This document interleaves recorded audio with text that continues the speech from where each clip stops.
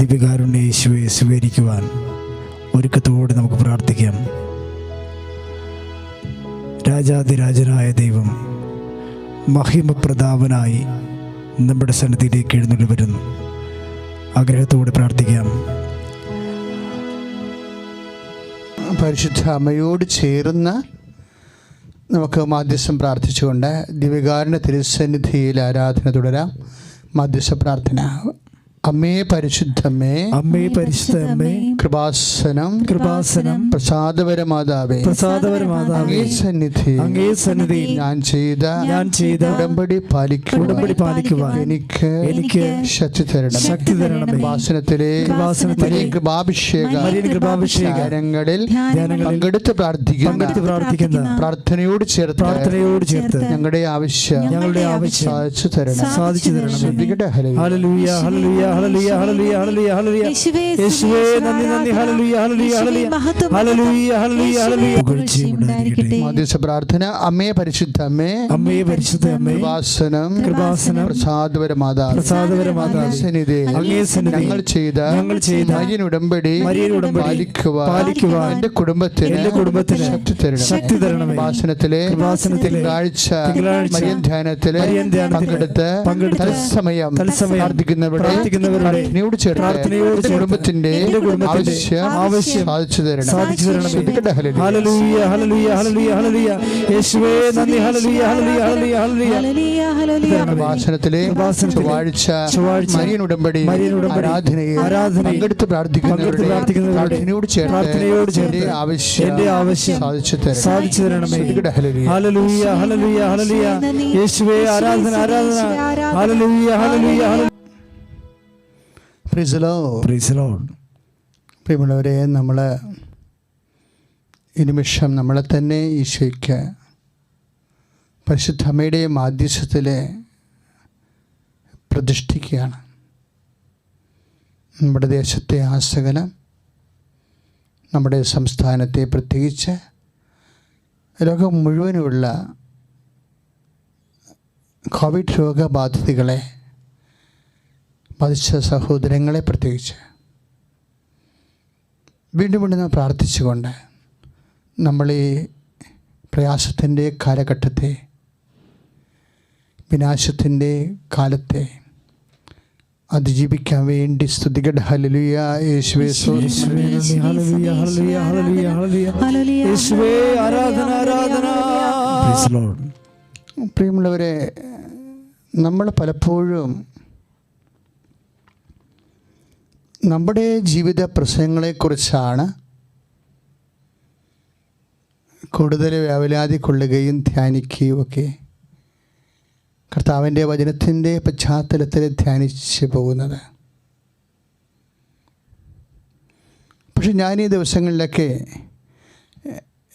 എൻ്റെയും നിങ്ങളുടെയും ഒക്കെ സ്വാഭാവികമായ ചില ഭൗതിക വിഷയങ്ങളെക്കാളുപരി ദൈവത്തിൻ്റെ വിഷയങ്ങളാണ് എൻ്റെ ധ്യാനത്തിൻ്റെ ശ്രദ്ധയിൽപ്പെട്ടത്. ദൈവത്തിൻ്റെ പ്രശ്നങ്ങൾ. അപ്പോൾ നിങ്ങൾ ഓർക്കും, എന്നാ ദൈവത്തിൻ്റെ പ്രശ്നങ്ങളാണ്? ദൈവത്തിനും പ്രശ്നങ്ങളൊക്കെ ഉണ്ട്. ദൈവത്തിൻ്റെ പ്രശ്നങ്ങൾ നമ്മൾ പഠിച്ചാൽ, ധ്യാനിച്ചാൽ, നമ്മളുടെ വിഷയങ്ങൾ പഠിച്ച് ധ്യാനിച്ച് നമ്മൾ ആത്മാവിൽ വളരുന്നതിനേക്കാളും പെട്ടെന്ന് ആത്മീയമായിട്ട് വളരാൻ കഴിയും. നമ്മുടെ പ്രശ്നങ്ങൾ പഠിച്ച് നമ്മൾ ദൈവത്തിരുസന്നിധിയിൽ സമർപ്പിച്ച് നമ്മൾ ആധ്യാത്മികമായിട്ട് വളരുന്നതൊക്കെ ഒരു അർത്ഥമാറ്റിക് പ്രൊപ്പോർഷനിലാണ്. 1, 2, 3, 4 അങ്ങനെ വളരെ സ്ലോയാണ്.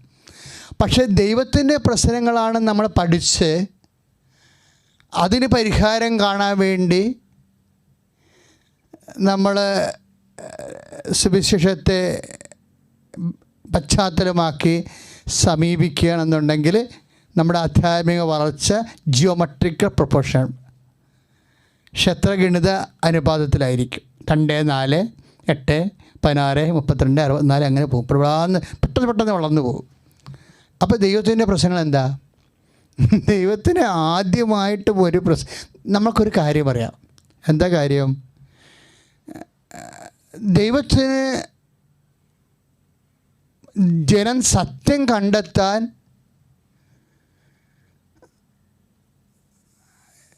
ജനത്തെ ഒരുക്കിയേ പറ്റത്തുള്ളൂ. അല്ലെങ്കിൽ ജനം ഋഷിമാർ പ്രാർത്ഥിച്ച പോലെ അന്ധകാരത്തിൽ ഇങ്ങനെ അലഞ്ഞ് കാലത്തിൻ്റെ അവസാനം വരെ നടക്കും. അപ്പം ജനം സത്യം കണ്ടെത്തണം. ഈ സത്യത്തെ ചൂണ്ടിക്കാണിച്ച് അനുഭവിക്കാൻ there must be somebody to summon. ആരെങ്കിലും ഒരാളെ വിളിക്കാതിരിക്കാൻ പറ്റത്തില്ല. അതാണ് ദൈവത്തിൻ്റെ ഒരു പ്രശ്നം. അങ്ങനെയാണ് ദൈവം അബ്രാഹത്തെ വിളിക്കുന്നത്. ദൈവം അബ്രാഹത്തെ വിളിക്കും. ഇതുപോലെ തന്നെ ഒരു പ്രശ്നമാണ് ഇപ്പോഴാണ് ശരിക്കും ഐസയുടെ വചനങ്ങൾ. ഈ ദൈവത്തിൻ്റെ ഈ ആത്മസംഘർഷം ഐസയുടെ വചനങ്ങളിലൂടെ പ്രവാചകൻ്റെ മനസ്സിലേക്ക് കർത്താവ് കൈമാറുന്നുണ്ട്. 6:9 നമ്മളത് വായിക്കുന്നുണ്ട്. അതാണ് ദൈവത്തിൻ്റെ പ്രശ്നം. അതിന് മറുപടി കിട്ടിയാൽ ബാക്കി എല്ലാത്തിനും മറുപടി കിട്ടും. എന്താണ്? ആരെയും ഞാൻ അയക്കും. ജനം സത്യം കണ്ടെത്തണം, സത്യത്തെ ആരാധിക്കണം, സത്യത്തിന് വെളിപാടനുസരിച്ചുകൊണ്ട് ജീവിതം ക്രമീകരിക്കണം. പക്ഷെ ആരെയും ഞാൻ അയക്കും. രണ്ടാമത്തെ ചോദ്യമുണ്ട്, ആരെനിക്ക് വേണ്ടി പോകും എന്ന്.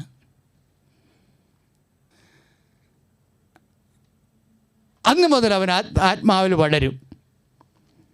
ദൈവത്തിൻ്റെ ആത്മാവിൻ്റെ അലച്ചിലാണ് എല്ലാ കാലത്തും ഉണ്ടത്. ഒരിക്കലും സംഭവിച്ച ഒരു വിഷയമല്ല.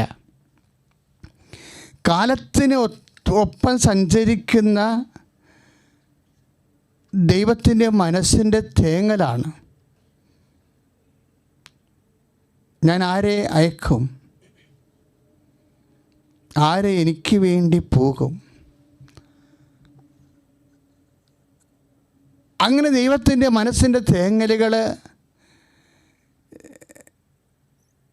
ദൈവത്തിനോട് വളരെ അടുപ്പമുള്ള ചില ആൾക്കാർക്ക് സെൻസ് ചെയ്തിട്ടുണ്ട്.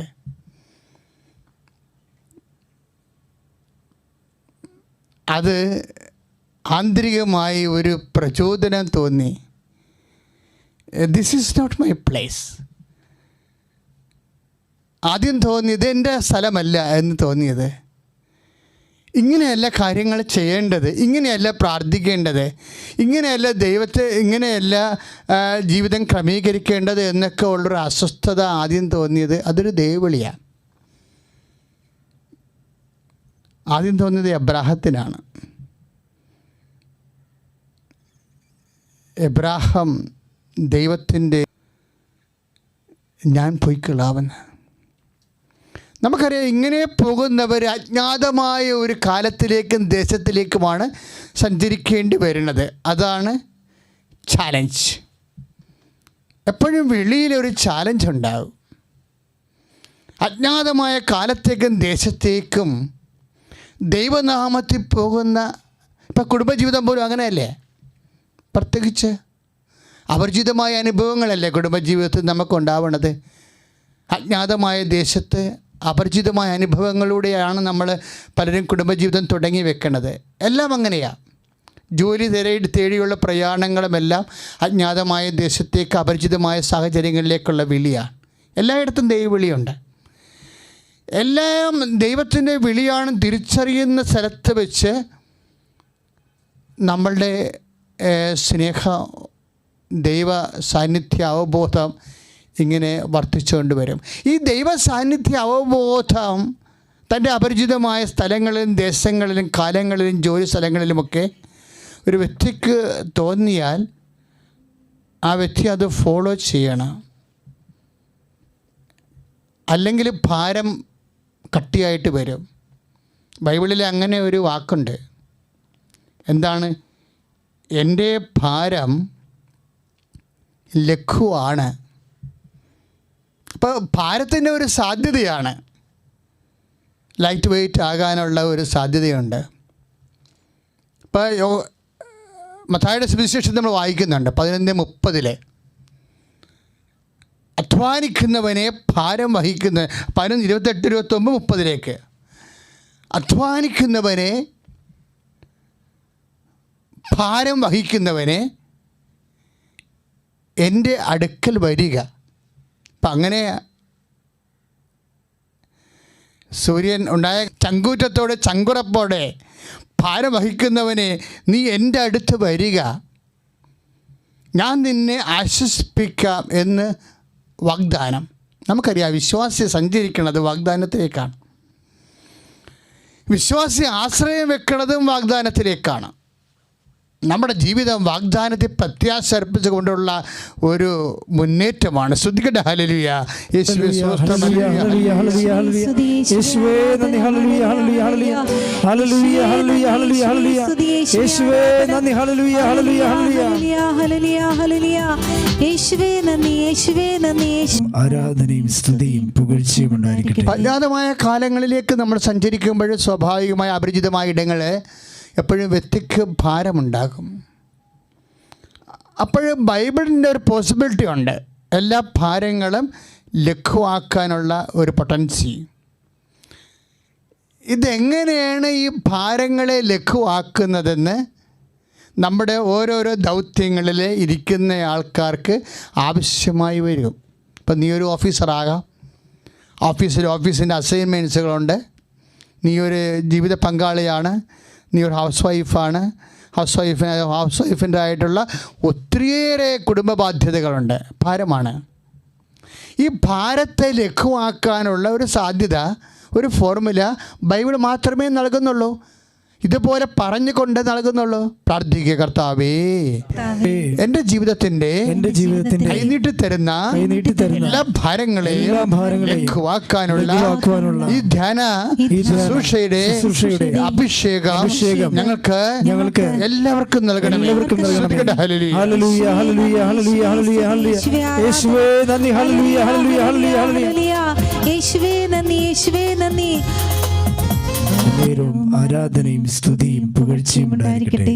ദൈവം രണ്ടാമത് നമ്മൾ ആ ഭാരം ലഘുവാക്കുന്ന സുവിശേഷ സൂത്രവാക്യങ്ങളിലേക്ക് വരാം. അതൊക്കെ മുമ്പ് ദൈവം രണ്ടാമത് വിളിച്ചത് ആരാണ്?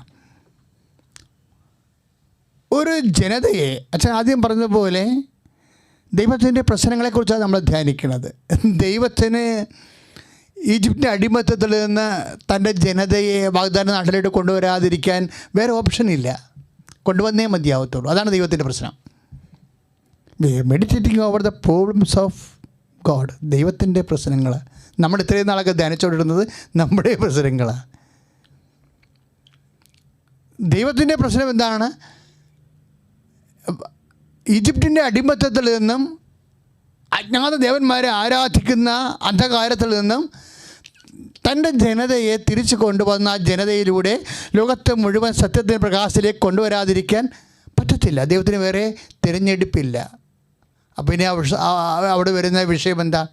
അവിടെയും വരും, ആരെയും ഞാൻ അയക്കും. പൈസ 6-8 പിന്നെ വർക്കൗട്ട് ചെയ്യും. ആരെയും ഞാൻ അയക്കും, ആരെനിക്ക് വേണ്ടി പോകും. അങ്ങനെ ദൈവം കണ്ടുപിടിച്ച ആളാണ് മോസസ്. ഇപ്പം 2:11 എക്സോഡസ് നമ്മൾ വായിക്കുന്നുണ്ട്. മോസസ് ദൈവത്തെ കാണുന്നത്. ഇവരെല്ലാം ദൈവത്തെ കണ്ട ആൾക്കാരാണ്. മോസസും മുൾപ്പടപ്പിൽ വെച്ച് ദൈവത്തോട് പറഞ്ഞു, എന്നെ അയക്കുക, ഞാൻ പോകാം. ആദ്യം കുറച്ച് തടസ്സങ്ങളൊക്കെ പറഞ്ഞെങ്കിൽ കൊടുക്കും, വടി കൊടുക്കും, അംശവടി കൊടുക്കും. അപ്പോഴും ദൈവത്തിന് മോസസിനെ ഒഴിവാക്കാനാവില്ല. Somebody to call and somebody to send. ആരെങ്കിലും വിളിക്കണം, ദൈവത്തിന് ആരെങ്കിലും പറഞ്ഞു വിടണം, അതിനാൾ വീണം. അപ്പോഴാണ് വീണ്ടും ഇതാ ഞാൻ, എന്നെ അയക്കുക എന്ന് പറഞ്ഞുകൊണ്ട് മോസസ് തന്നെ സമർപ്പിക്കും. പിന്നെ മോസസിന് ഭാരത്തിൻ്റെ കാലമാണ്. വിളിയും ഭാരവും, അതാണ് നമ്മുടെ ധ്യാന വിഷയം. ഈ ഭാരങ്ങൾ എങ്ങനെ എല്ലാം വിളിക്കപ്പെട്ടവർക്ക് ലഘുവായി മാറുന്നു? That we are seeking. അത് നമ്മുടെ ആധ്യാത്മിക വളർച്ചയെ സഹായിക്കണം. ശ്രദ്ധിക്കട്ടെ. ഹല്ലേലൂയ ഹല്ലേലൂയ ഹല്ലേലൂയ ഹല്ലേലൂയ. മോസസ് കർത്താവിൻ്റെ വാക്ക് കേട്ട് തൻ്റെ ജനത്തെ വാഗ്ദാന നാട്ടിലേക്ക് എത്തിക്കാം. ജോഷുവയുടെ നേതൃത്വത്തിൽ അതിനുശേഷം ന്യായാധിപന്മാർ കർത്താവിൻ്റെ സഭയെ ഭരിക്കും, നയിക്കും. അങ്ങനെ വിളിക്കപ്പെട്ട ആളാണ് സാമുവൽ. സാമുവലിനോടും ദൈവം വിളിക്കുകയാണ്. വാഗ്ദാന പേടകത്തിൻ്റെ അരികിൽ കിടന്നുകൊണ്ട് സാമുവൽ ഹേലിയും പുരോഹിതനും കൂടി ഉറങ്ങും. പെട്ടെന്ന് സാമുവൽ 1 സാമുവൽ 1:3 നമ്മളിത് വായിക്കുന്നുണ്ട്. ഈ ഭാഗം ദ കോൾ ഓഫ് സാമുവൽ. വാഗ്ദാനപ്പെടുന്ന അരികിൽ കിടന്നുകൊണ്ട് ഉറങ്ങുന്ന സാമുവലിനെ ദൈവം വിളിക്കും, സാമുവൽ, സാമുവൽ. അപ്പം ഹേലിയോട് വന്ന് ചോദിക്കും, പ്രഭു എന്നെ വിളിച്ചോ? അപ്പോൾ ഹേലി 3-ാമത്തെ പ്രാവശ്യം വിളിച്ച് കഴിയുമ്പോൾ പറയും, ഇത് ആൾ വേറെ ആണ്, ഇത് കർത്താവാണ്. ഇനി നിന്നെ വിളിക്കുമ്പോൾ ലോർഡ് ഹിയർ ഐ ആം, ഇതാ ഞാൻ എന്ന് പറയണം. അങ്ങനെ സാമുവലിനെ വിളിച്ചോ, അവനെ വളർത്തി, അവനെ ന്യായാധിപനാക്കി. സ്തുതിക്കട്ടെ, ഹല്ലേലൂയ. യേശുവേ സ്തോത്രം, ഹല്ലേലൂയ, ഹല്ലേലൂയ, ഹല്ലേലൂയ, ഹല്ലേലൂയ, ഹല്ലേലൂയ, ഹല്ലേലൂയ. യേശുവേ നന്ദി, നന്ദി, ഹല്ലേലൂയ, ഹല്ലേലൂയ, ഹല്ലേലൂയ, ഹല്ലേലൂയ, ഹല്ലേലൂയ, ഹല്ലേലൂയ, ഹല്ലേലൂയ, യേശുവേ ആരാധന, ഹല്ലേലൂയ, ഹല്ലേലൂയ. പരിശുദ്ധ പരമ ദിവ്യകാരുണ്യത്തിന് നേരവും ആരാധനയും സ്തുതിയും പുകഴ്ചയും ഉണ്ടായിരിക്കട്ടെ. സാമുവൽ ന്യായാധിപ സ്ഥാനം ഏറ്റെടുത്ത് കർത്താവിൻ്റെ ജനങ്ങളെ ഈശോയ്ക്ക് ദൈവത്തിന് വേണ്ടി ഭരിച്ച് നയിച്ച് നടന്ന കാലം കഴിഞ്ഞപ്പോൾ ജനങ്ങളുടെ ഇടയിൽ ഒരു വിപ്ലവം ഉണ്ടായി. ഫിലിസ്തീർ, ജബൂസ്യർ, അങ്ങനെയുള്ള എല്ലാ കാട്ടുജാതിക്കാരും രാക്ഷസവർഗങ്ങളെല്ലാം ജനങ്ങളെ ആക്രമിക്കണ കണ്ടപ്പോൾ അവർക്കൊക്കെ രാജാവുണ്ടായി. അപ്പോഴവരൊക്കെ യുദ്ധം ജയിച്ചപ്പോൾ ഇവർ വിചാരിച്ചു രാജാവ് ഉണ്ടാകാത്താണ് കുഴപ്പമെന്ന് വിചാരിച്ചു. അപ്പോൾ ജനങ്ങൾ സാമുവലിനോട് പറഞ്ഞു, ഞങ്ങൾക്കും രാജാവിനെ വേണമെന്ന് പറഞ്ഞു. അങ്ങനെ ദൈവം സാമുവലിലൂടെ ജനത്തിൻ്റെ നിലവിളി കേട്ടുകൊണ്ട് അവർക്ക് രാജാവിനെ കൊടുക്കും. അങ്ങനെയാണ് സാവൂൾ രാജാവാകണത്. അതും ഒരു വിളിയാണ്. ദൈവം വിളിച്ച സാവൂളിനെ സാമുവൽ പ്രവാചകൻ തിരിച്ചറിഞ്ഞുകൊണ്ട് അഭിഷേക തൈലത്താൽ സാമുവലിൻ്റെ 9:27 ഈ വചനങ്ങൾ വായിക്കുന്നത്. സാവൂളിനെ സാമുവൽ അഭിഷേക തൈലം ചാർത്തി ഇസ്രായേലിൻ്റെ രാജാവായി അഭിഷേകം ചെയ്യുന്ന വചനങ്ങൾ.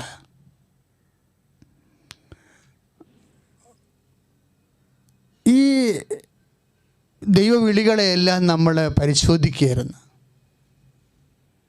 നമ്മളുടെ ധ്യാന വിഷയം ദൈവത്തിൻ്റെ പ്രശ്നങ്ങളും നമ്മുടെ ആധ്യാത്മിക മുന്നേറ്റവുമാണ്. എങ്ങനെ ദൈവത്തിൻ്റെ പ്രശ്നങ്ങളെ പഠിച്ചുകൊണ്ട് നമ്മുടെ ആധ്യാത്മിക മുന്നേറ്റം നമുക്ക് കൈവരിക്കാൻ കഴിയുമെന്നുള്ളതാണ് ധ്യാനത്തിൻ്റെ അന്വേഷണം. അച്ഛൻ ആദ്യം കാണിച്ചു തന്നത് അബ്രാഹത്തെ, പിന്നെ കണ്ടത് മോസസ്. അങ്ങനെ നമ്മൾ സാമുവലിനെ കണ്ടു, സാവൂളിനെ കണ്ടു. ഇവരെല്ലാം നമ്മൾ തൽക്കാലം വിടുകയാണ്. എന്താ കാര്യമെന്നറിയാവോ? ഇവരെല്ലാം ദൈവം നേരിട്ടാണ് വിളിച്ചിരിക്കുന്നത്. എല്ലാവരെയും തന്നെ ഇമ്മീഡിയറ്റ് കോളാണ്, പെട്ടെന്നുള്ള വിളിയാണ്. ഇങ്ങനെ ദൈവത്തിന് എല്ലാവരെയും നേരിട്ട് വിളിക്കാൻ പറ്റുമോ? അപ്പോൾ സ്വാഭാവികമായിട്ട് ദൈവവിളിക്ക് ഇവർ നമ്മളെ സംബന്ധിച്ചിടത്തോളം ഒരു ടാൻസിബിൾ മോഡൽ ആണോ എന്ന് ചോദിച്ചാൽ പഠിക്കേണ്ട വിഷയമാണെന്നേ ഞാൻ പറയത്തുള്ളൂ. കാര്യം എന്നെ ആകർഷിക്കുന്നത് ഇവരല്ല. കാര്യം ദൈവത്തെ കാണാതെ വിളിക്കുന്ന കുറേ ആൾക്കാരുണ്ട്. ഇവരുടെ കാലം കഴിയുമ്പോൾ വരുന്നത് ആൾക്കാർ, ഇവരുടെ ഇടയിൽ വരുന്ന കുറേ ആൾക്കാരുണ്ട്. അവർ ദൈവത്തെ കണ്ടില്ല. ഇത് മോസസിനെ വിളിച്ച പോലെ ഇപ്പം എബ്രഹാത്തിന് സ്വരം കേട്ടതാ, സാമുവലും സ്വരം കേട്ടതാ, മോസസ് ഉൾപ്പെടെ ദൈവത്തെ കണ്ടതാണ്. ഇങ്ങനെ കാണുകയും കേൾക്കുകയും ചെയ്യാതിരുന്നിട്ടും തങ്ങൾ വിളിക്കപ്പെട്ടു എന്ന് വിശ്വസിച്ചുകൊണ്ട് കുറേ ആൾക്കാർ ഭാരത്തെ ലഘുവാക്കിയിട്ടുണ്ട്. അവരെയാണ് നമ്മുടെ അടുത്തതായിട്ട് പരിശോധിക്കുന്നത്.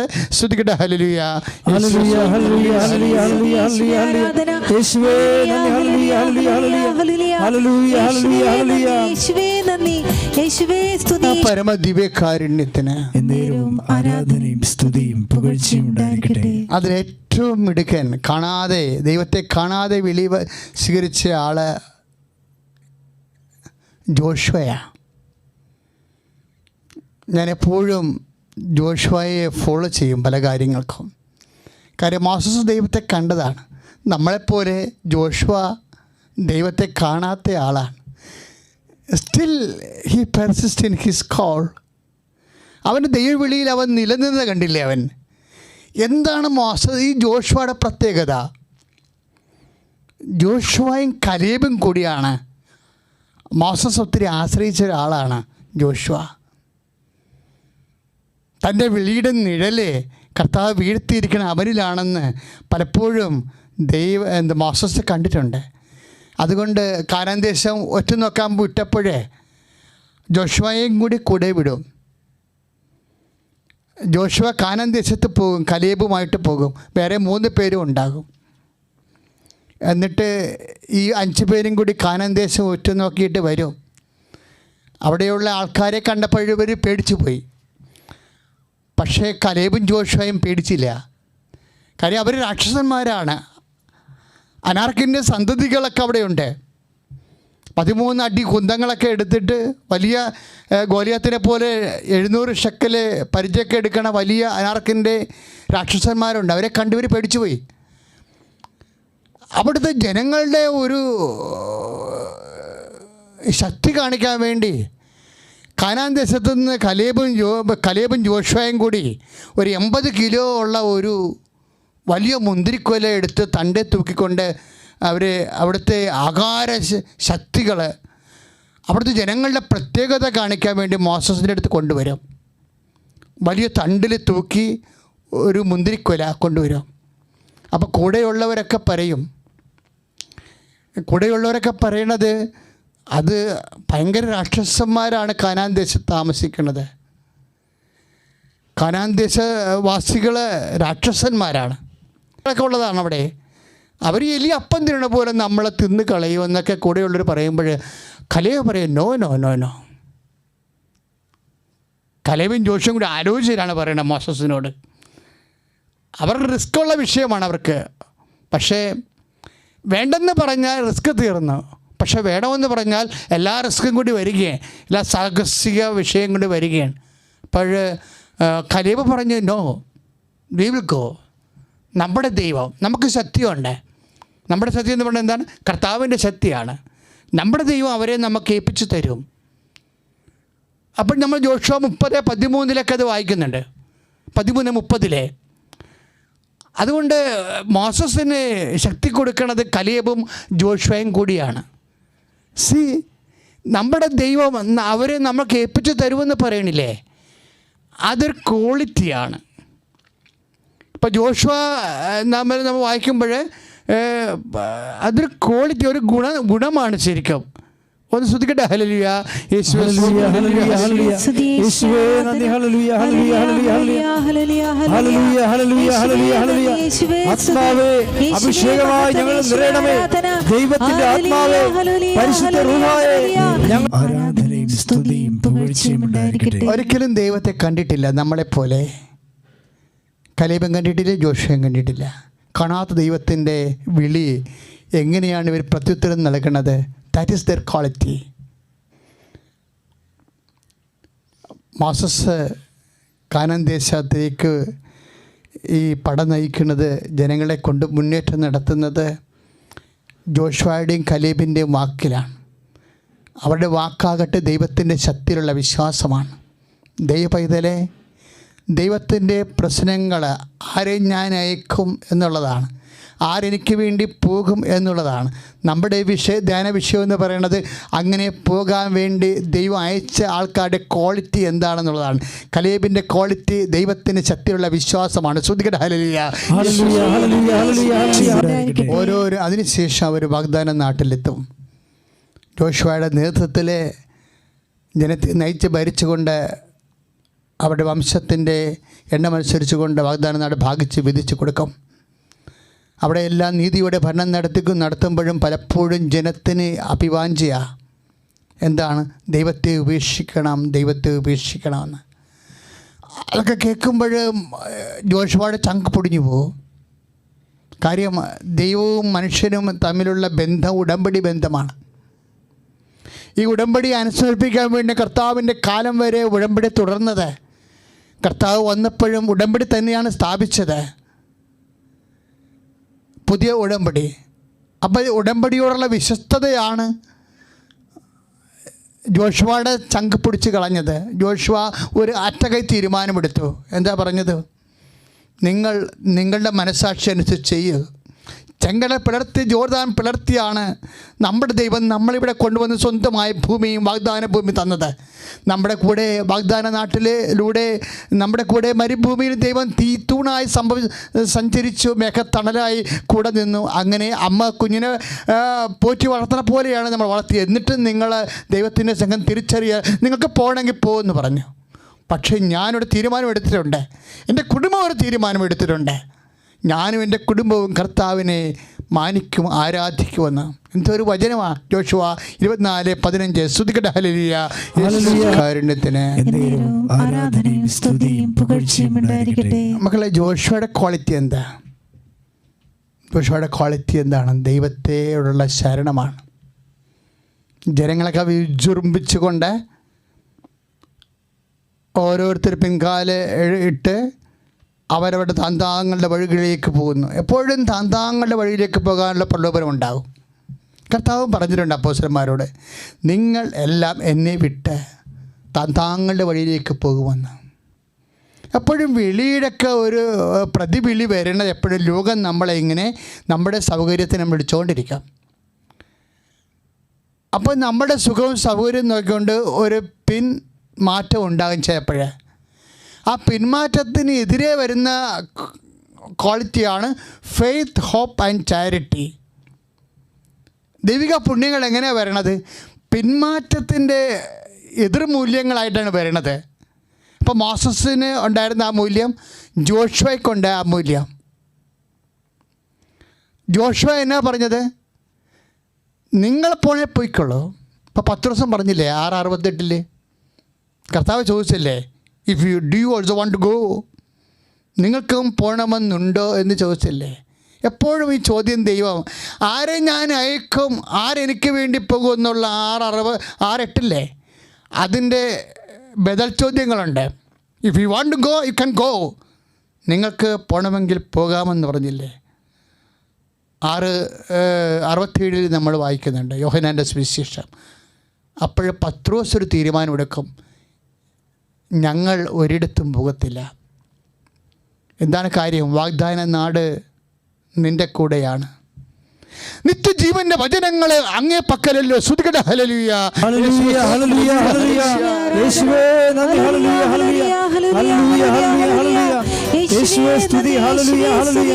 പുകഴ്ചയും ഉണ്ടായിരിക്കട്ടെ. ജോഷുവയുടെ ക്വാളിറ്റി എന്താണ്? ട്രസ്റ്റാണ്. ഇപ്പോൾ കലേബിൻ്റെ ക്വാളിറ്റി എന്താണ്? ദൈവത്തിൻ്റെ ശക്തിയിലുള്ള വിശ്വാസമാണ്. ജോഷുവയുടെ ക്വാളിറ്റി എന്താണ്? ശരണമാണ്. എപ്പോഴും ഈ ക്വാളിറ്റിയാണ് ഇവരെ വിളിക്കാൻ കാരണമായത്. അതായത് ഇപ്പം നമ്മൾ ഓർക്കണം, നമുക്ക് എല്ലാ നമുക്ക് എങ്ങനെ ഭാരങ്ങളെ ലഘുവാക്കാമെന്നാണ് ഈ ധ്യാനം അന്വേഷിക്കുന്നത്. എങ്ങനെയാണ് ജോഷുവയ്ക്ക് ഭാരങ്ങൾ ലഘുവായത്?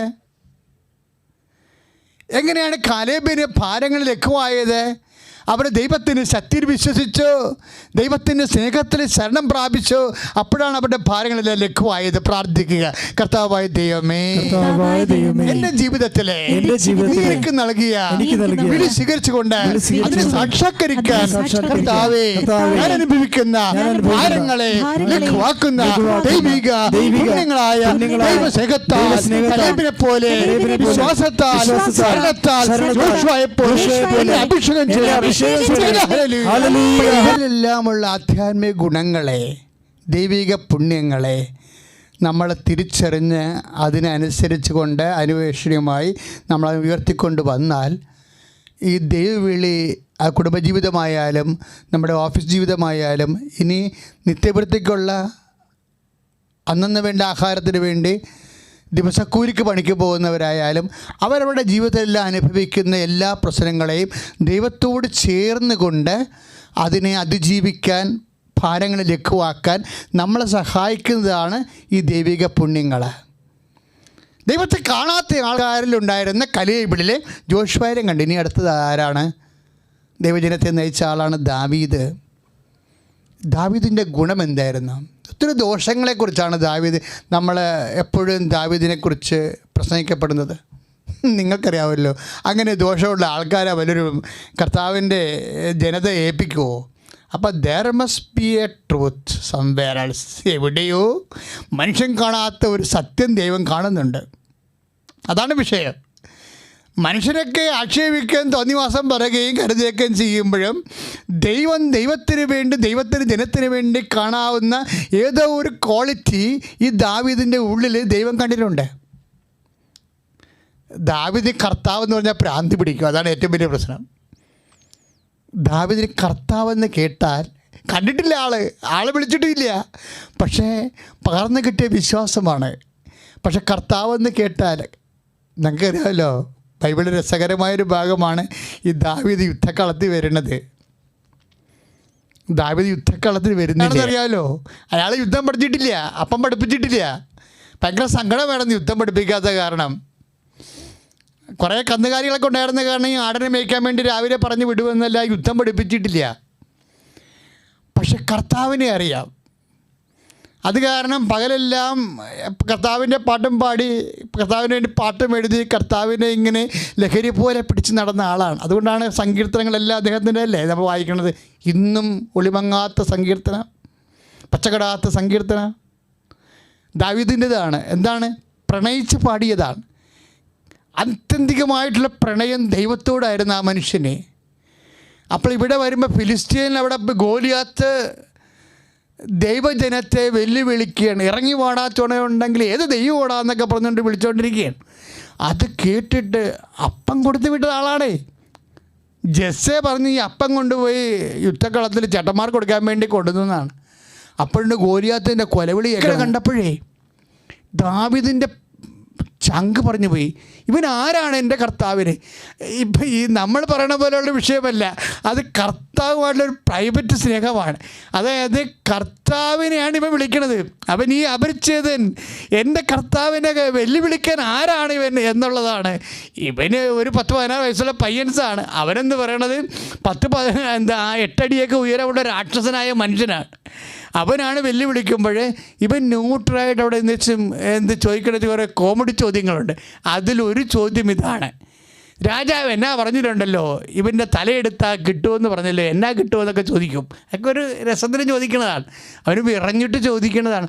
അതിൻ്റെ ആ വിറച്ചിലും വൈകാരികമായ സംസാരങ്ങളുടെ ഉള്ളിലെല്ലാം കർത്താവിനെക്കുറിച്ചുള്ള ഒരു തീഷ്ണതയുണ്ട്. ഇവന് ഉടനെ സാവളിൻ്റെ അടുത്ത് ചെല്ലും.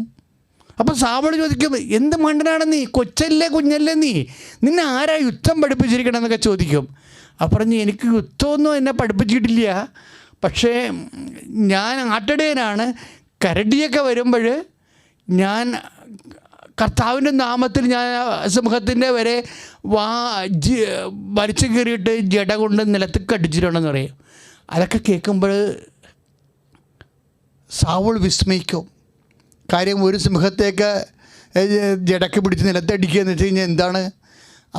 പക്ഷേ അതല്ല പ്രശ്നം. കാര്യം സാവൂൾ അറിയാം, ഇവനെ പറഞ്ഞു വിട്ടില്ലെങ്കിലും ഇവൻ പോകുമെന്നറിയാം. കർത്താവെന്ന് പറഞ്ഞാൽ ഭ്രാന്തി പിടിച്ചിരിക്കുകയാണ്. അതാണ് ക്വാളിറ്റി. ദാവീദിൻ്റെ ക്വാളിറ്റി അതാണ്. നിങ്ങൾ ഓർക്കണം, നിങ്ങളെ കർത്താവെന്ന് പറഞ്ഞാൽ ഭ്രാന്ത് പിടിക്കാൻ പറ്റിയ ഒരാളാണ്. അത്രയും ദൈവസ്നേഹം നിറഞ്ഞ അത്രയും ദൈവം നമ്മളെ സ്നേഹിക്കുന്നുണ്ട്. അത് ദാവീദിന് ആ സ്നേഹം ഫീൽ ചെയ്തിട്ടുണ്ട്. കർത്താവിനോട് നമുക്ക് പ്രാർത്ഥിക്കാം. കർത്താവേ ഉന്നതമായ ദൈവമേ, ഏറ്റു പ്രാർത്ഥിക്കുക. കർത്താവേ ഉന്നതനായ ദൈവമേ, ദാവീദിന്റെ ഹൃദയത്തിൽ സ്നേഹം നിറഞ്ഞതുപോലെ ഞങ്ങളെയും ഞങ്ങളുടെ സ്നേഹത്താൽ വേണ്ടി യുദ്ധം ചെയ്യാൻ, നിനക്ക് വേണ്ടി ജീവിക്കുവാൻ, നിനക്ക് വേണ്ടി സാക്ഷിയാകുവാൻ ദാവീദിൽ വിളങ്ങിയ ദൈവസ്നേഹത്താൽ നിന്നെ അഭിഷേകം ചെയ്യണമേ. ഹല്ലേലൂയ ഹല്ലേലൂയ ഹല്ലേലൂയ യേശുവേ ഇവൻ സാവോള് പറഞ്ഞു വിട്ടില്ലെങ്കിലും പോകും.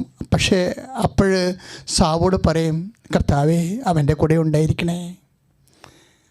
നീ പോവുക, കർത്താവ് നിന്നോട് കൂടെ. ഞങ്ങൾ കുർബാനയ്ക്കൊക്കെ പറയത്തില്ലേ കർത്താവ് നിങ്ങളോട് കൂടെ എന്ന്? എന്നിട്ട് നിങ്ങളൊക്കെ ഇങ്ങനെ തൂണ് പോലെ നിൽക്കത്തില്ലേ? കർത്താവ് നിങ്ങളുടെ കൂടെ ചുണ്ടേ പുറത്തുണ്ട്. ഓർക്കുക, ഇതൊരു അഭിവാദനമാണ്, ശക്തിയുടെ അഭിവാദനം. കാലാകാലങ്ങളിൽ ദൈവത്തെ കണ്ടെത്തിയിട്ടുള്ള എല്ലാ മക്കളും, ദൈവത്തെ കൊണ്ട് ജീവിച്ചിട്ടുള്ള എല്ലാ മക്കളും ദൈവം കൂടെ വരുന്നവനാണെന്ന് വിശ്വസിച്ചിട്ടുള്ളവരാണ്. അമ്മയെ കണ്ടപ്പോഴും ദൂതൻ പറഞ്ഞത്, മേരി കർത്താവ് നിന്നോട് കൂടെ എന്നാണ്. അത് വിശ്വസിക്കുമ്പോഴേ ആ കർത്താവ് കൂടെ വരും. കർത്താവ് ദാവീദിൻ്റെ കൂടെ പോയി. ദാവീദിന് വടിയും കൊണ്ട് വന്നപ്പോൾ ഗോലിയാത്ത് പൊട്ടിച്ചിരിച്ചിട്ട് പറഞ്ഞു, നീ എന്നാ ഒരു പട്ടിയത്തല വരണ പോലെ ഒരു വടിയും കൊണ്ടാണ് എൻ്റെ അടുത്ത് വരണതെന്ന് ചോദിച്ചു.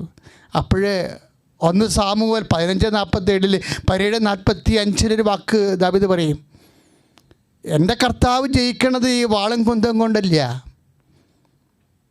1 സാമുവേൽ 17:45-47 തിരുവചനങ്ങളല്ലേ. എൻ്റെ കർത്താവ് ജയിക്കണത് വാളും കുന്തം കൊണ്ടില്ല. കർത്താവ് യുദ്ധം ചെയ്യണതും വാളും കുന്തം കൊണ്ടില്ല. നിൻ്റെ പെടലി ഞാൻ എടുക്കുമെന്ന് പറയും. ദാവീദ് തോന്നലുണ്ടോ? ദാവീദാണ് കാറ്റാബിൾട്ട് കൊണ്ട് ഏർക്കല്ല് കൊണ്ട് അവനെ എറിഞ്ഞ് തടത്തി പരമ ദിവ്യകാരുണ്യത്തിന് എന്നേരവും ആരാധനയും സ്തുതിയും പുകഴ്ചയും ഈ കൂടെയുള്ള കർത്താവിന് പ്രവർത്തിക്കാൻ പറ്റിയ വിശ്വാസം, പ്രവർത്തിക്കാൻ പറ്റിയ ശരണം, ഈ കൂടെയുള്ള കർത്താവിന് നമ്മൾ പ്രവർത്തിക്കാൻ പറ്റിയ സ്നേഹം, ഇതൊക്കെയാണ് നമ്മുടെ ഭാരങ്ങളെ ലഘുവാക്കുന്നത്. ദൈവത്തിൻ്റെ പ്രശ്നങ്ങളെക്കുറിച്ചാണ് നമ്മൾ ധ്യാനിച്ച് നമ്മുടെ ജീവിതത്തിലേക്ക് അത് എത്തുകയാണ്. ശരിക്കും കൂടെയുള്ള കർത്താവിന് പ്രവർത്തിക്കാൻ പറ്റുന്ന പരുവത്തിൽ നമുക്ക് ദൈവത്തോടുള്ള വിശ്വാസം, പ്രത്യാശ, സ്നേഹം, അതാണ് നമ്മുടെ ഭാരങ്ങളെ ലഘുവാക്കുന്നത്. പ്രാർത്ഥിക്കുക, കർത്താവേ എൻ്റെ ജീവിത വിളിക്കനുസരിച്ച് കൊണ്ട് നാമത്തെ മഹത്വപ്പെടുത്തി എനിക്ക് ഏൽപ്പിച്ചിരിക്കണ ദൗത്യം പൂർത്തിയാക്കാൻ ആവശ്യമായ വെല്ലുവിളികളുടെ ഭാരങ്ങളെ ലഘൂകരിക്കാൻ എന്നിലെ ദാവീദിനെ പോലെ എന്നിലെ ശരണവും സ്നേഹവും അഭിഷേകം ചെയ്യണം.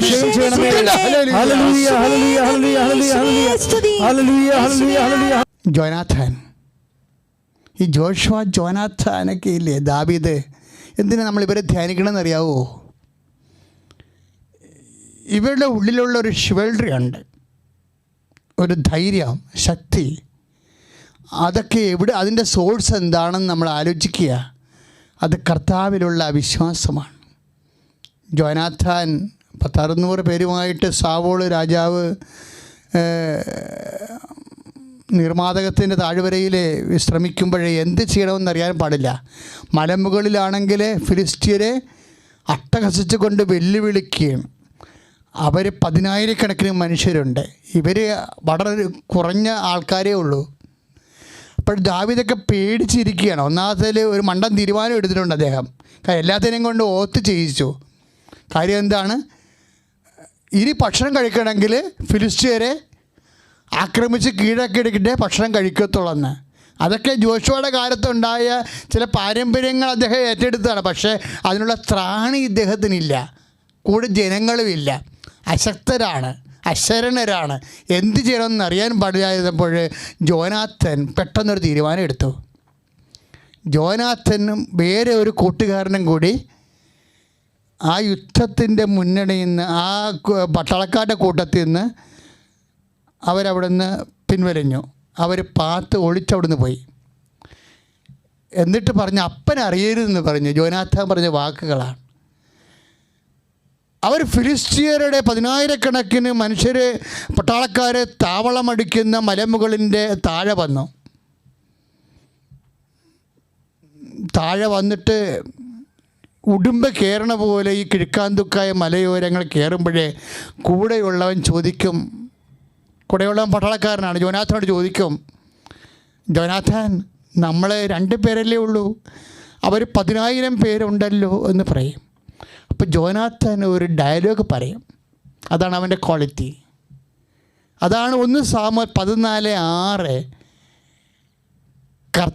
എണ്ണം കൂടുന്നതും എണ്ണം കുറയുന്നതും കർത്താവിന് ഒരുപോലെയാണെന്ന്. സ്തുതിക്കട്ടെ, ഹല്ലേലൂയ.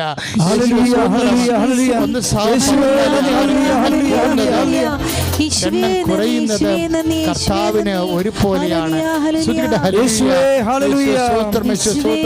പരമദിവ്യകാരുണ്യത്തിന് ആരാധനയും സ്തുതിയും പുകഴ്ചയും ഉണ്ടായിരിക്കട്ടെ. ഇതിലെല്ലാം ഉണ്ട് ജോനാഥാൻ്റെ ഒരു വാക്കിൽ. ആ യുദ്ധം എങ്ങനെ ജയിക്കണമെന്നറിയാവോ? ജോനാഥാന് ഇങ്ങനെ ഉടുമ്പ് കയറണ പോലെ കയറി മുകളിലോട്ട് വരണ കാണുമ്പോൾ ഫിലിസ്ത്യൻ പട്ടാളം അട്ടഹസിട്ട് പോലെ. കർത്താവിനെ കണ്ടിട്ടില്ല, കർത്താവ് നേരിട്ട് ജോനാഥാനെ വിളിച്ചിട്ടുമില്ല.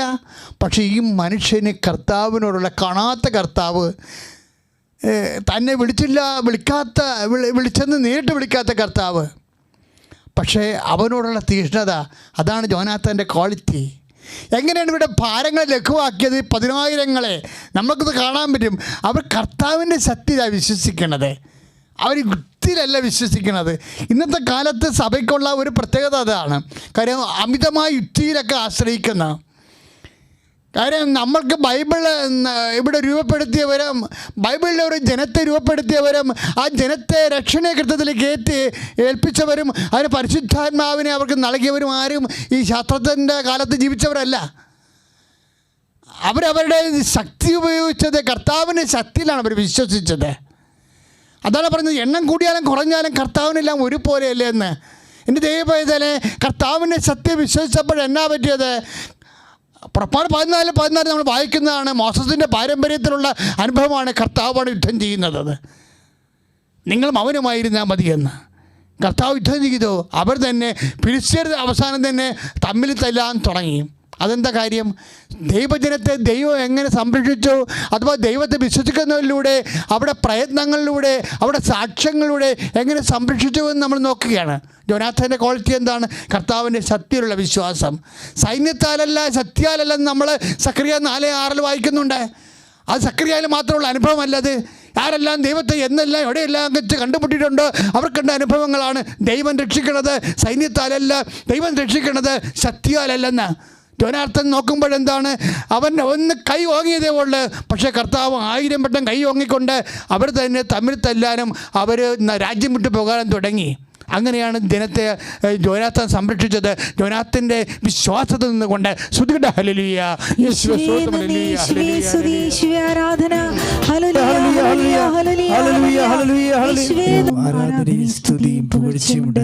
എങ്ങനെയാണ് ഭാരം, എങ്ങനെയാണ് ജീവിതത്തെ അഭിമുഖീകരിക്കുന്ന വെല്ലുവിളികളെ ഇവരെല്ലാം നിസ്സാരമായി കണ്ടതെന്ന്, അവർക്ക് കിട്ടിയ ആന്തരിക അഭിഷേകം എന്താണെന്ന് നമ്മൾ കാണുകയായിരുന്നു.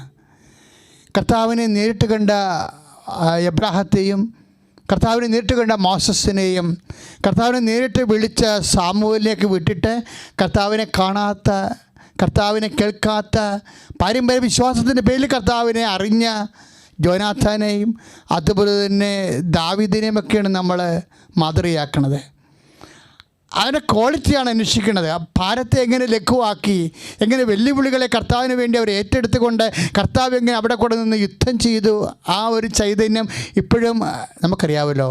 ഉൽപ്പത്തി പുസ്തകത്തിൽ മനോഹരമായൊരു വാക്കുണ്ട്. ഉൽപ്പത്തി പുസ്തകത്തിൽ 29:20 യാക്കോബിനെ കുറിച്ച് എഴുതിയിരിക്കുന്നതാണ്. യാക്കോബ് റാഹേലിനെ കല്യാണം കഴിക്കാൻ വേണ്ടി 7 കൊല്ലം ലാബാൻ്റെ വീട്ടിൽ ജോലി ചെയ്ത കാര്യമാണ് പറയണത്. പക്ഷേ ബൈബിൾ അവിടെ ഒരു വാക്ക് ചേർത്തിട്ടുണ്ട്. അതായത് 7 കൊല്ലം അവൻ മല്ലം പണി ചെയ്തു, അവനെക്കൊണ്ട് അങ്ങനെ ലാഭം പണി ചെയ്യിച്ചു. പക്ഷെ ആ 7 കൊല്ലവും കുറച്ച് ദിവസം പോലെ അവന് തോന്നിയുള്ളെന്ന്. എന്താ കാര്യം? റാഹേലിനുള്ള സ്നേഹം കാരണം കുറച്ച് ദിവസം പോലെ അവന് തോന്നിയുള്ളൂ. അവൻ്റെ ഭാരം ലഘുവായെന്നർത്ഥം. അവൻ്റെ മഹാഭാരങ്ങൾ, മല്ലം പണിയുടെ മഹാഭാരങ്ങൾ യാക്കോബിൽ ലഘുവായി തോന്നി. എന്തുകൊണ്ടാണ് തോന്നിയത്? നമ്മൾ വായിച്ചതല്ലേ? എന്തുകൊണ്ടാണ്? റാഹേലിനുള്ള സ്നേഹനിമിത്തം. ദൈവിക ഇതാണ് കൺവേർഷൻ സംഭവിക്കുന്നത്. അതായത് റാഹേലിനോടുള്ള സ്നേഹമാണ് യാക്കോബിൻ്റെ ഭാരത്തെ ലഘൂകരിച്ചത്. ഈ ഭാരങ്ങളെ ലഘൂകരിക്കുന്നത് എപ്പോഴും എന്തായിരിക്കും? സ്നേഹമാണ് ശരിക്കും. നമ്മൾ മത്തായിയുടെ സുവിശേഷം 11:30 നമ്മൾ വായിച്ചല്ലേ, അധ്വാനിക്കുന്നവനെ ഭാരം വഹിക്കുന്നവനെ എൻ്റെ അടുക്ക വരിക,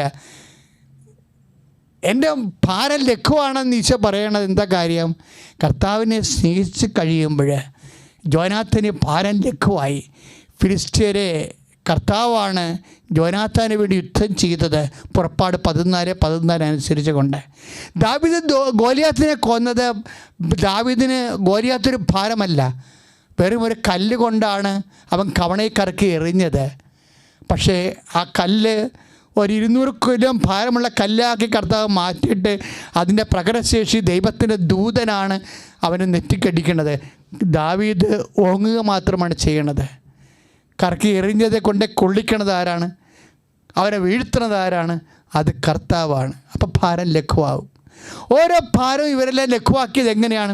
ദൈവത്തെ സ്നേഹിച്ച്, ദൈവത്തെ വിശ്വസിച്ച്, ദൈവത്തെ ശരണപ്പെട്ടുകൊണ്ട്. ദൈവപൈതലേ, എൻ്റെയും നിൻ്റെയും ദൗത്യം ദൈവം എന്നെയും നിന്നെ ഏൽപ്പിച്ചിരിക്കുന്നത് ആ ഏത് ഭാരമായാലും അത് ലഘുവാക്കാനുള്ള ഏറ്റവും വലിയ അഭിഷേക ശക്തി എന്ന് പറയുന്നത് ദൈവിക പുണ്യങ്ങളായ വിശ്വാസവും പ്രത്യാശയും സ്നേഹവും തന്നെയാണ്. പ്രാർത്ഥിക്കാം. കർത്താവായ ദൈവമേ, എൻ്റെ ജീവിത ഭാരത്തെ ലഘൂകരിക്കാൻ ആവശ്യമായ ദൈവിക പുണ്യങ്ങളായ ദൈവവിശ്വാസത്തെ സ്നേഹത്താൽ ശരണത്താൽ അഭിഷേകം ചെയ്യണം.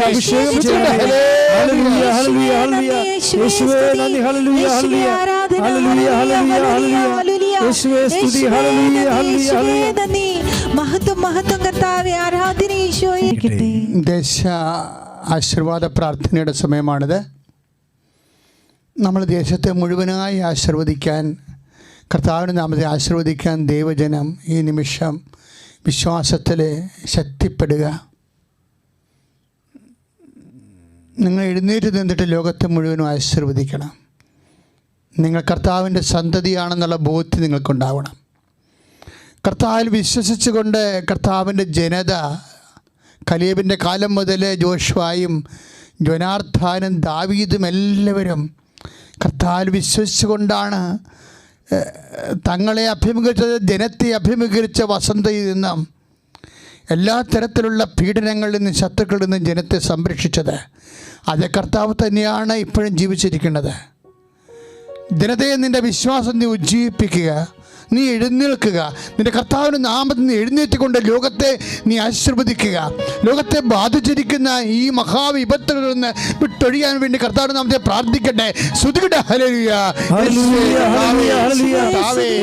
ലോകത്തെ ആശീർവദിച്ചുകൊണ്ട് പ്രാർത്ഥിക്കുന്ന കർത്താവേ, ലോകത്തെ മുഴുവനും കർത്താവേ, പ്രിയമുള്ളവരെ, മാനസിക രോഗികൾക്കും ഭ്രാന്തന്മാർക്കും വേണ്ടി പ്രാർത്ഥിക്കാൻ, തെരുവുകളോടും അനാഥ ആരുമില്ലാതെ അലഞ്ഞു നടക്കുന്നവർക്ക് വേണ്ടി പ്രാർത്ഥിക്കാൻ, അവർക്ക് ഇടം കിട്ടാൻ,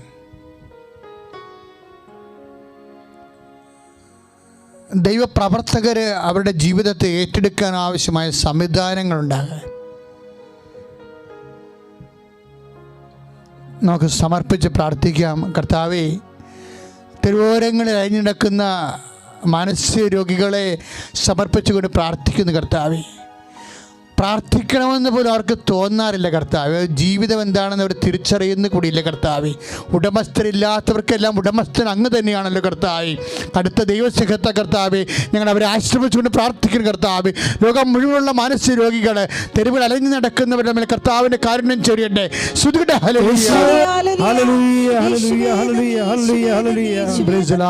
ഗർഭിണികളെ സമർപ്പിച്ച് പ്രാർത്ഥിക്കാൻ ഈശോ ആവശ്യപ്പെടുന്നു. ഗർഭിണിയെ കാണിച്ചു, അതായത് പ്രത്യേകം ശ്രദ്ധിക്കുക, ഗർഭാവസ്ഥയിൽ എന്തെങ്കിലും തകരാറുള്ളവരെ,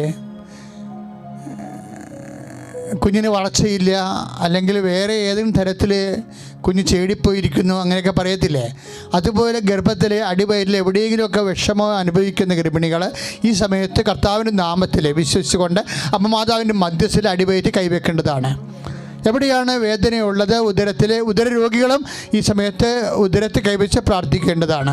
ഉദരരോഗികളിൽ ആൾസർ രോഗികളുണ്ട് അല്ലേ, അതുപോലെ ആൾസർ രോഗികൾ, അർസസ് രോഗികൾ, പിസ്റ്റില രോഗികൾ, PCOD രോഗികൾ, അങ്ങനെ സിസ്റ്റുള്ളവർ, ഗർഭാശയമുള്ളവർ, മൂത്രാശയത്തിൽ കല്ലുള്ളവർ, അങ്ങനെയുള്ള ഓരോ രോഗികളും ഇപ്പോഴേ യേശുനാമത്തിൽ ഉദരത്തിൽ കൈവച്ചുകൊണ്ട് പ്രാർത്ഥിക്കുക. കർത്താവേ, അങ്ങയുടെ നാമത്തിൽ ഞങ്ങൾ പ്രാർത്ഥിക്കണേ ചെയ്യുക. ഉദരരോഗികൾ അങ്ങ് കാണിച്ചു തന്നത് കൊണ്ട് പ്രാർത്ഥിക്കുന്നു കർത്താവേ.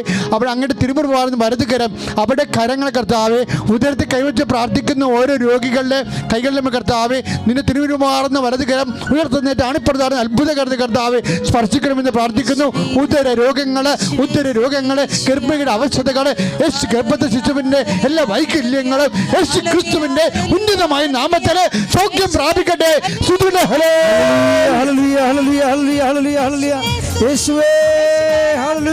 രോഗമുള്ളവർക്ക് വേണ്ടി പറഞ്ഞു പ്രാർത്ഥിക്കുന്ന സമയമാണ്. യുദ്ധങ്ങളായ അത് ശങ്കുരുളി പോലെ എന്തോ ഒരു സാധനം പിരിഞ്ഞു കണ്ടിട്ട് സംഭവമില്ലേ, അത് ശരീരത്തിൽ എവിടെയോ അതുപോലെയുള്ള ഒരു ഷേപ്പിൽ ഒരു മാംസപിണ്ഡം വളരുന്നുണ്ട്. ആ വ്യക്തി കർത്താവ് ഈ നിമിഷം ആരാധന കൂടിയിരിക്കുന്നവരുടെ മേൽ കർത്താവിൻ്റെ ശക്തി ഒഴുകുന്നു. ശ്രുതികട്ടെ ഹല്ലേലൂയ. ഉദരത്തിലും ശരീരത്തിലും അതുപോലെ രോഗങ്ങൾ രൂപപ്പെട്ടു വരുന്നവരെ, മാംസപിണ്ഡങ്ങൾ വളർന്നു വരുന്നവരെ, രോഗാതുരമായ ഭാഗങ്ങളുള്ളവരുടെ മേൽ അവരുടെ മേൽ അവർ വലത് കരം ആ രോഗഭാഗങ്ങൾ വെച്ചുകൊണ്ട് പ്രാർത്ഥിക്കട്ടെ. ശ്രുതികട്ടെ ഹല്ലേലൂയ. ഉന്നതമായ നാമത്തിന് സ്തോത്രം ചെയ്ത് കർത്താവേ, ഉന്നതമായ നാമത്തിലെ സ്തോത്രം കർത്താവേ. ഉദരത്തിലെ ശരീരത്തിൽ കർത്താവേ ശിഷ്ട വളരുന്നവർ, രോഗം വളരുന്നവര്, രോഗമോക്ഷങ്ങളെ കെട്ടുപിണഞ്ഞ് കിടന്ന് കർത്താവേ വളരുന്നവര്, അതുപോലെയുള്ള എല്ലാ ശിശുക്കളിലേക്കും കർത്താവേ മുഴകളെ കർത്താവേ സ്പർശിക്കണമേ, മുഴകളെ സ്പർശിക്കണമേ. പ്രാർത്ഥിക്കുന്ന അപ്പാ അപ്പാ അപ്പാ അങ്ങനെ പറഞ്ഞു കിടന്ന് നീട്ടണമേ അപ്പാ. അങ്ങനെ യേശുക്രിസ്തു നാമത്തില് അടയാളം അപ്പാ. അങ്ങനെ യേശുക്രിസ്തു നാമത്തില് അടയാളം നടക്കണമേ അപ്പാ. യേശു നാമത്തില്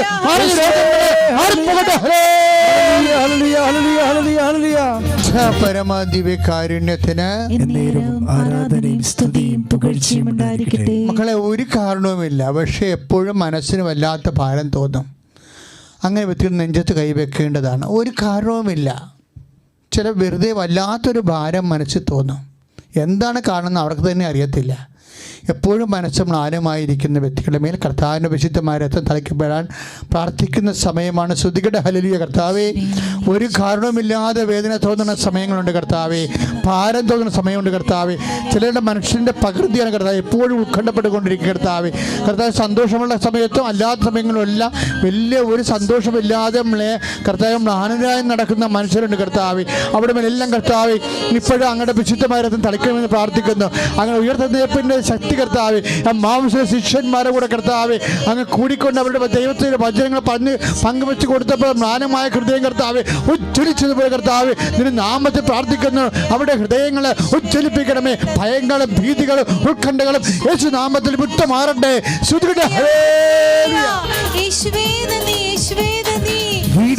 അവരെ കുഞ്ഞുങ്ങളോട് കൂടെ കർത്താവിന് സമർപ്പിക്കുന്ന സമയമാണ്. പഠിക്കാത്ത കുഞ്ഞുങ്ങളും മന്ദബുദ്ധികളായ കുഞ്ഞുങ്ങൾ, സെൽഫ് ചാലഞ്ചുകളുള്ള കുഞ്ഞുങ്ങൾ, വൈകല്യങ്ങളുള്ള കുഞ്ഞുങ്ങൾ, അപ്പനോ അമ്മയോ മരിച്ചുപോയ കുഞ്ഞുങ്ങൾ, കർത്താവേ ആ കുഞ്ഞുങ്ങളുടെ മേലെല്ലാം അങ്ങയുടെ തിരുസന്നിധിയിലെ ലോകത്തെല്ലായിടത്തുമുള്ള കുഞ്ഞുങ്ങളെ സംബന്ധിച്ച് പ്രാർത്ഥിക്കുന്ന കർത്താവേ. പലതരത്തിലുള്ള ദൈന്യതകളും വേദനകൾ അനുഭവിക്കുന്ന കുഞ്ഞുങ്ങൾ, ഒറ്റപ്പെട്ടു പോയ കുഞ്ഞുങ്ങൾ കർത്താവ്, രോഗകരായ കുഞ്ഞുങ്ങൾ കർത്താവ്, രോഗാതുരായ കുഞ്ഞുങ്ങളുടെ മേൽ കർത്താവിൻ്റെ കരുണ ചൊരിയട്ടെ. കർത്താവിനെ വിശുദ്ധ തളിക്കപ്പെടട്ടെ. ശ്രുതികട്ടെ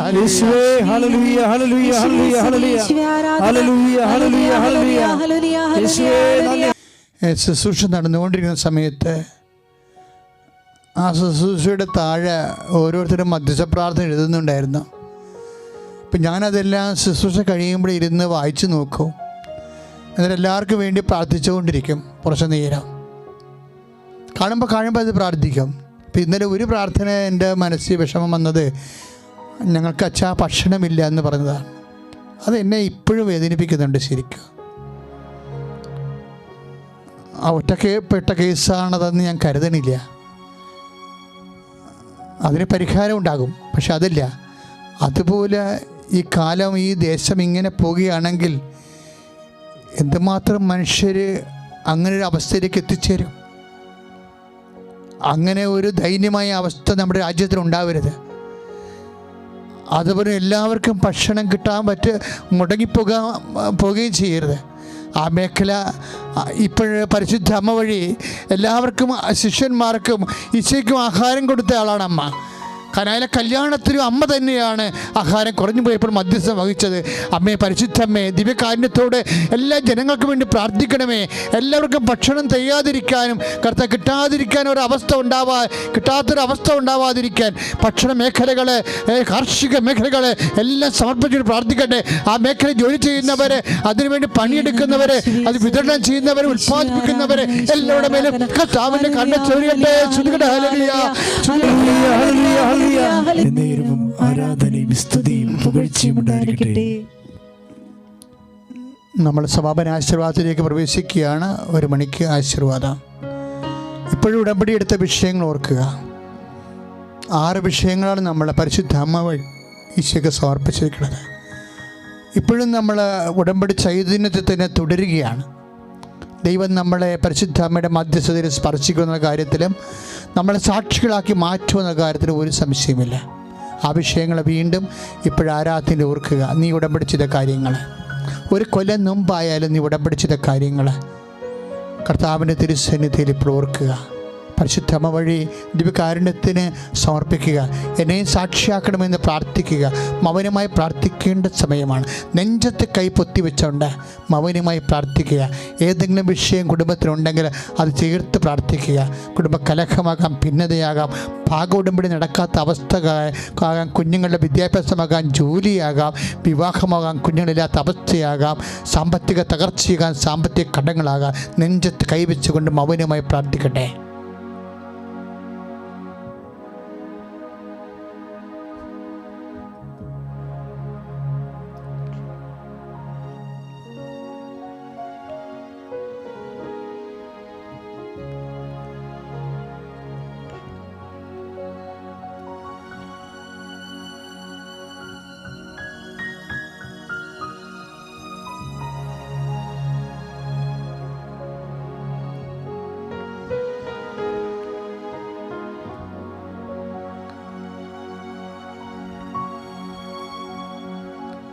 പ്രിയമുള്ളവരെ, നിങ്ങൾക്ക് നിങ്ങളുടെ വീട്ടിലിരുന്നു കൊണ്ട് ഉടമ്പടി ചെയ്യാൻ പറ്റുന്ന രീതിയിലേക്ക് മെയ് 1-ാം തീയതി മുതൽ ഓൺലൈൻ ഉടമ്പടി ദൈവ ശുശ്രൂഷ ആരംഭിക്കുകയാണ്.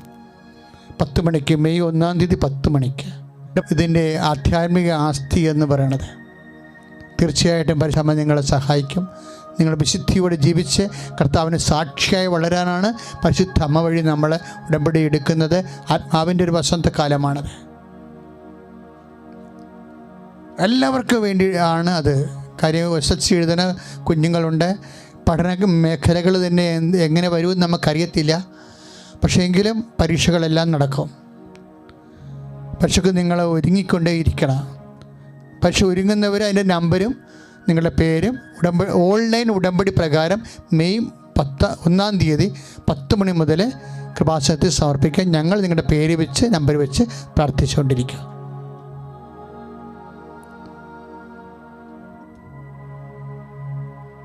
കൃപാസനത്തിലെ മെയ് 1-ാം തീയതി വൈകുന്നേരം 5 മണി മുതൽ മെയ് 1-ാം തീയതി മുതൽ മെയ് 31-ാം തീയതി വരെ പരിശുദ്ധ അമ്മയുടെ വണക്കമാസം ആരംഭിക്കുകയാണ്.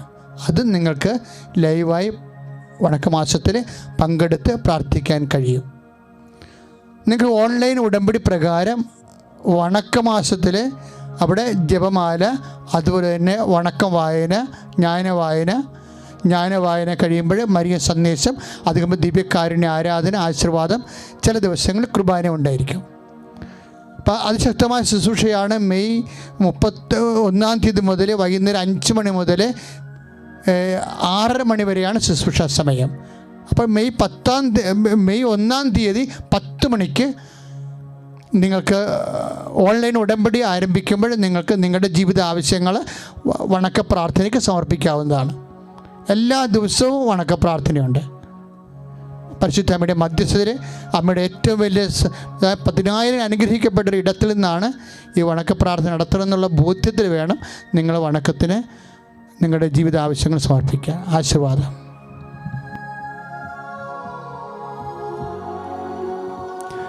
നമ്മുടെ എല്ലാ ജീവിത നിയോഗങ്ങളെ സമർപ്പിച്ചുകൊണ്ട് 2 കൈകളും ഉയർത്തി വിളിക്കട്ടെ. യേശുവേ ഈശോയെ ആരാധന. ഹല്ലേലൂയ ഹല്ലേലൂയ.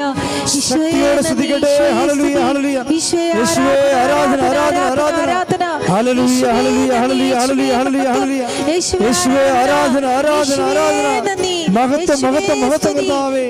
ഹല്ലേലൂയ ഹല്ലേലൂയ ഹല്ലേലൂയ ഹല്ലേലൂയ ഹല്ലേലൂയ. യേശുവേ നന്ദി. ഹല്ലേലൂയ ഹല്ലേലൂയ ഹല്ലേലൂയ. മഹത്വം മഹത്വം മഹത്വം.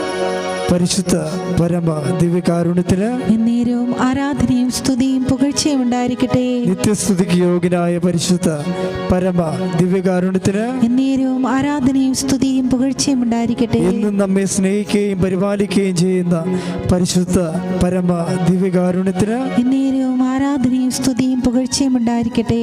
പരിശുദ്ധ പരമ ദിവ്യകാരുണ്യത്തിന് എന്നേരവും ആരാധനയും സ്തുതിയും പുകഴ്ചയും ഉണ്ടായിരിക്കട്ടെ. ആവേ ആവേ ആവേ മരിയ